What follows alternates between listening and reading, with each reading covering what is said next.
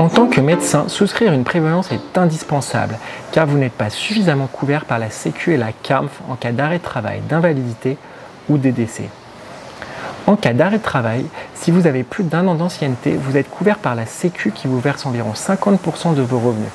Au bout de 3 mois, c'est la CAMF qui prend le relais et vous indemnise partiellement. La prévoyance vient en complément pour vous permettre de maintenir vos revenus. Il faut tout d'abord déterminer quel revenu vous souhaitez assurer. Vous pouvez assurer jusqu'à votre revenu de l'an dernier, mais vous pouvez vous assurer pour moins si vous souhaitez faire baisser le montant des cotisations.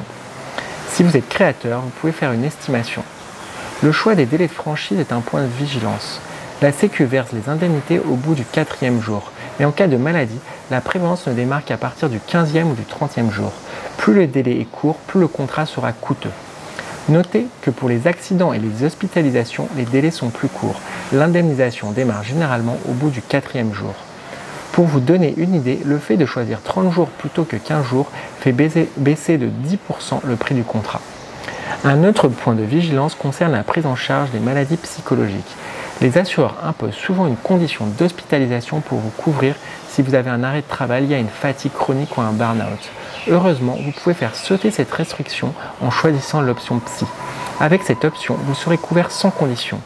L'option psy est importante pour les médecins car selon les dernières analyses de la CAMF, la plupart des arrêts de travail long terme et invalidité des médecins sont liés à ce type de problème. Une option existe aussi pour couvrir les maladies de dos sans condition dans les contrats qui ne l'incluent pas d'office. Les contrats que je distribue le plus aux médecins l'incluent dans le contrat de base. Enfin, si vous avez prévu d'avoir un enfant prochainement, sachez que les assureurs ne couvrent pas tous aussi bien la grossesse pathologique.